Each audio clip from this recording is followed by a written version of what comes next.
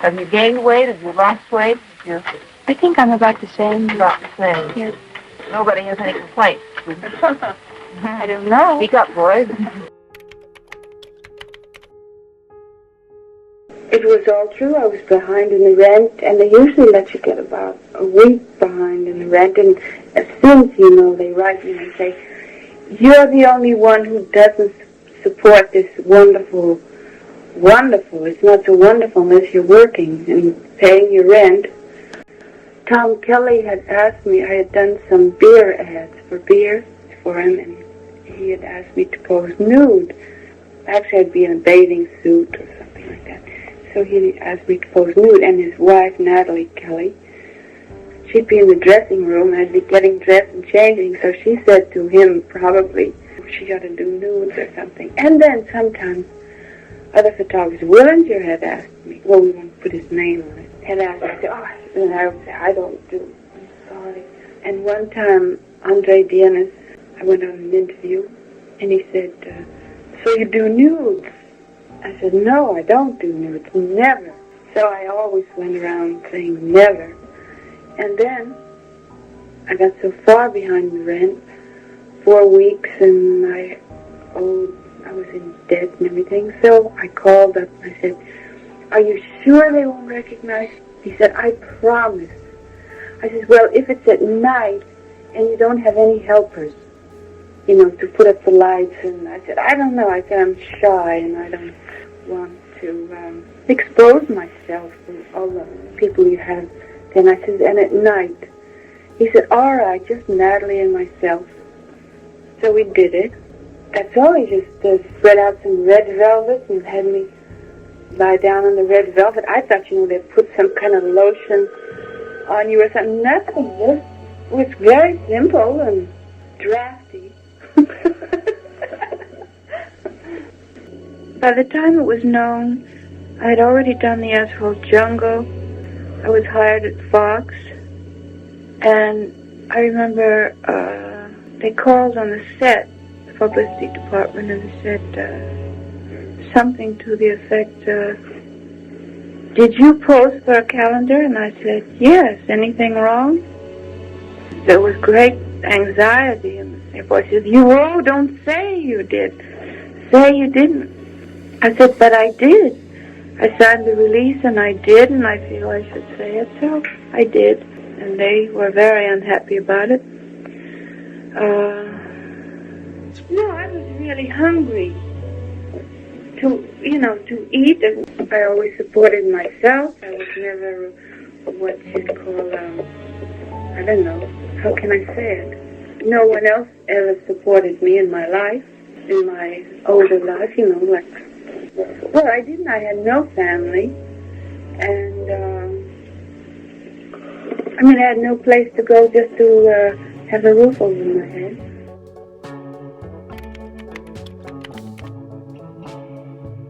And he said I had a three-dimensional quality having to do with sex. He says quite reminiscent of Harlem.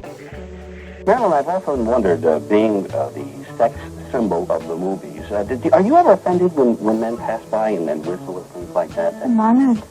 Really? Of course. Do you think most women are? Of course. That's the high point of, is that a big compliment? Yes. We are all born sexual creatures, thank God.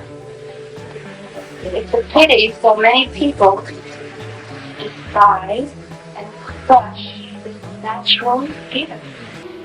I think that sexuality is only attractive when it's natural and spontaneous.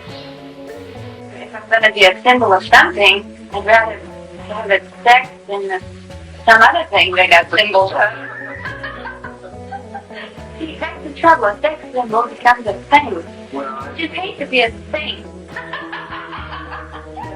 Being burdened with of being glamorous and sexual.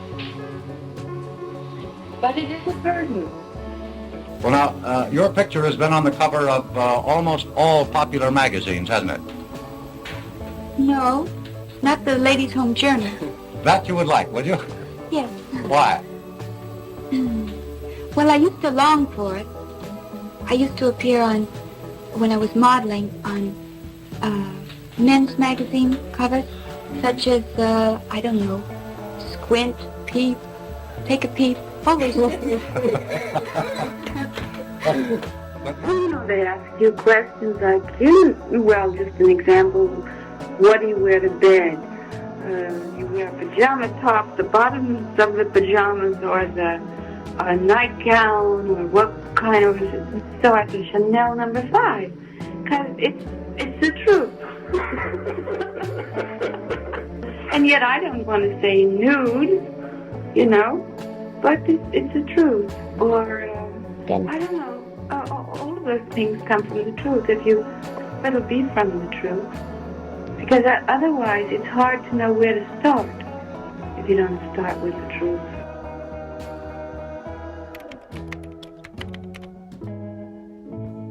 You were smart, but I didn't know.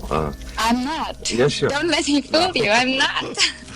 You have a reputation as among the great mass of people, I think, is probably the most beautiful blonde in the world, but a kind of a dumb girl because you're a beautiful blonde. And blondes and dumbness seem to go together. But I think it all started with maybe with gentlemen prefer blondes. It's interesting that people associate, if you happen to have blonde hair, naturally or not naturally, however, or if you're not out of shape in some way, you're absolutely dumb. I mean, you're considered dumb. I don't know why that is. I think it's a very limited view. That isn't true, I'm sure. Well, I mean, it doesn't matter what the person, what they look like, what color hair they have. Nonsense. Or if they happen not to be out of shape. I mean, my time's to come. Gravity catches up with all of us. Yes.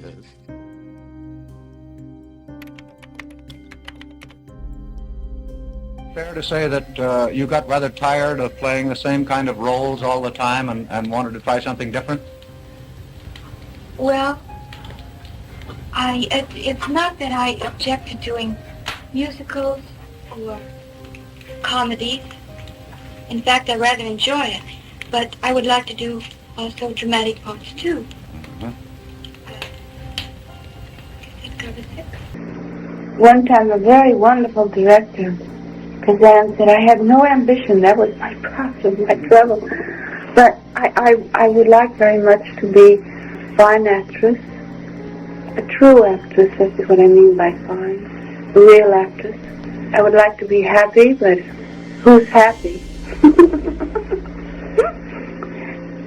I think trying to be happy is almost as difficult as trying to be a good actress. He said that he thought that I should act on the stage, and people who were around heard him say it, they laughed. I want to be an artist, an actress with integrity. When I'm older, then I'll play all kinds of parts. You said you wanted to grow. Do you feel you have grown? Well, I hardly know how to answer that since they misinterpret that, meaning I'm not. in inches or something. I'm not talking about. You're wearing a high-neck dress now. The last time I saw you wear it, is this a new Marilyn, a new style? No, I'm the same person, but it's a different suit.